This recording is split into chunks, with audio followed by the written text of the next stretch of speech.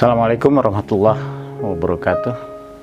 Salam sejahtera untuk kita semua. Masih dalam kesempatan sesi pembahasan mengenai hukum ketenagakerjaan. Pada kesempatan ini saya akan menyampaikan substansi terkait posisi hukum ketenagakerjaan dalam lingkup sistem hukum yang ada di Indonesia. Nah, sebagaimana kita ketahui, hukum ketenagakerjaan itu merupakan sesuatu aspek atau bidang hukum yang spesial, yang khusus ya. Artinya dia bisa berdimensi atau beririsan dengan aspek-aspek hukum yang ada. Seperti misalnya aspek hukum pertama yang beririsan dengan aspek hukum ketenagakerjaan itu adalah hukum perdata ya. Nah, yang pertama mengenai hukum perdata ini tentu kita sudah berbicara antara subjek hukum to subjek hukum ya, teorinya kan kira-kira seperti itu. Nah, dalam konteks aspek hukum perdata ini yang kita lihat itu adalah perikatan yang menghasilkan perjanjian. Tentu dalam hal ini kita berbicara perjanjian kerja. Nah, mengenai perjanjian kerja ini tentu ada hal-hal yang diatur, karena kita tahu bahwa konsekuensi terhadap suatu perjanjian itu ada dua kan, wan prestasi dan perbuatan melawan hukum atau yang disebut sebagai on rehmati gedat.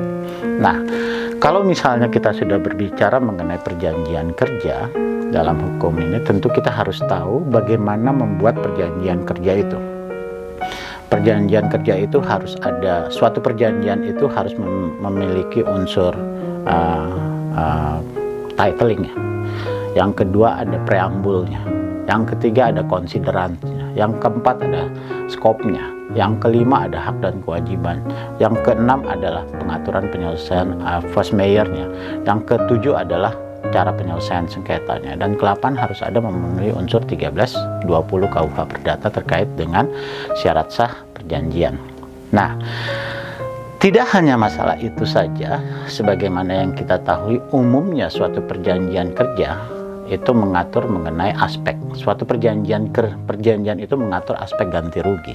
Nah, aspek ganti rugi yang diterapkan dalam perjanjian kerja ini adalah aspek di mana jika seorang karyawan atau para pihak berdasarkan waktu perjanjian yang disepakati mengakhiri perjanjiannya sebelum waktunya, maka memunculkan aspek penalti.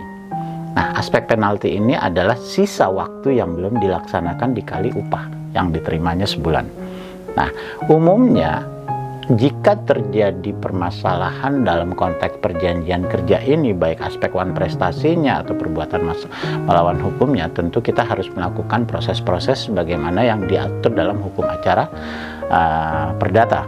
Yang mungkin dalam hal ini kita berbicara mengenai bagaimana ganti rugi itu harus diselesaikan, apakah bisa dilakukan win-win solution terhadap nilai yang muncul dari ganti rugi itu sangat banyak. Nah, yang jelas bahwa perjanjian kerja ini merupakan dimensi atau perspektif yang beririsan dengan hukum perdata dalam sistem hukum di Indonesia. Yang kedua adalah mengenai hukum ketenagakerjaan yang beririsan dengan dimensi atau aspek hukum pidana. Bahwa hukum ketenagakerjaan itu beririsan dengan aspek hukum pidana itu terlihat dari pengaturan mengenai terminologi kesalahan berat. Banyak hal-hal yang dilakukan oleh pekerja atau oleh pengusaha yang bisa memunculkan aspek-aspek pidana. Misalnya fraud, tindakan mengintimidasi, atau mengajak melakukan suatu kegiatan yang tidak sesuai dengan aturan, misalnya demo yang tanpa ada pembicaraan, tidak ada izin dan lain sebagainya. Ini semua banyak memunculkan perspektif pidana dalam konteks hukum ini. Nah, jika memang terjadi seperti ini, tentu yang harus dilakukan adalah melakukan proses-proses penyelesaiannya secara hukum acara pidana. Jika memang itu mau berbicara mengenai tindakan hukum yang dilakukan. Nah, Aspek yang ketiga yang perlu diketahui adalah mengenai hukum ketenagakerjaan beririsan dengan hal-hal yang terkait dengan tata usaha negara ya. Dalam konteks hal ini ada perizinan, ada dokumen, ada laporan-laporan atau yang harus diberikan kepada pihak pemerintah. Nah, biasanya kalau terkait dengan aspek hukum ketenagakerjaan dalam konteks yang beririsan dengan hukum tata usaha negara ini, biasanya itu ada dari sisi perusahaan itu ada kewajiban. Nah, jika kewajiban itu tidak dilakukan, misalnya kewajibannya tersebut artinya compliance terhadap penerapan peraturan di dalam suatu perusahaan itu tidak sesuai atau belum sesuai dengan norma yang berlaku, mungkin dari pihak pemerintah ya ini pegawai pengawas tenaga kerja mungkin akan memberikan beberapa tindakan-tindakan yang misalnya seperti tindakan afirmatif, tindakan represif, dan tindakan yang bersifat regulatif. Nah, ketiga aspek ini menjadi aspek yang utama yang terjadi secara praksisnya di dalam konteks hukum ketenagakerjaan, sehingga kita sebagai praktisi, rekan-rekan yang saya hormati, bisa memahami bahwa kalau sedang memainkan suatu konsep hukum ketenagakerjaan seperti ini, dia beririsan kemana. Jadi itu harus dipahami oleh kita.